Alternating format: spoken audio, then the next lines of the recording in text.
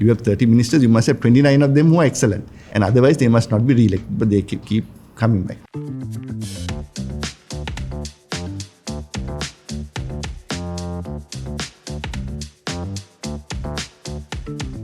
When we had the public service, which was before the 1970s, right, where we had permanent secretaries, I think at least this national, thinking of the national interests used to be there, and the corruption was a lot less. There are issues on that.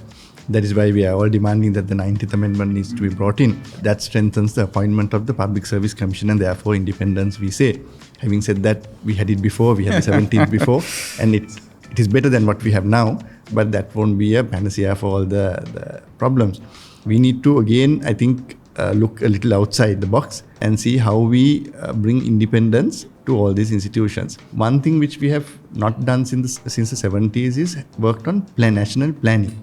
At the end of the day, you have these public officials who don't have real plan in place, a target, a benchmark to achieve. Then you have the politicians coming in the form of the ministers, and then they tell you do this and that, and you're going all over. The secretaries are appointed by the president. Now that would remain in the 90th Amendment, so that also brings a political dimension to it. However, a government also needs to have your people in the right places. So it's up to the executive to appoint the right people. If you appoint friends and family, then you're in trouble.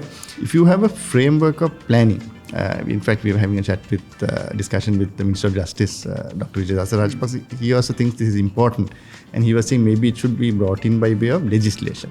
Have a plan for the country which can't be changed, each government comes in. Cabinet, and most developed countries do that. Have those in place. At least a direction. Say education policy, I don't think the education is in 10 years where we should be. Have it in place. Then the public servants know, well, this is where we have to go. The minister can come and tweak it here and there. It's a national interest. So that is an interest. You can't expect each public servant to decide what the national interest is. You will have different standards. Absolutely. But if you have a plan in place, then you can work backwards. Ministers who come in then also have benchmarks. Absolutely. If they don't achieve, then you can say, well, you have not achieved it. Now we have when someone comes, we always say, okay, we have 2-3 good ministers in every government. That's not how it should be. You have 30 ministers, you must have 29 of them who are excellent. And otherwise, they must not be re-elected, but they keep coming back.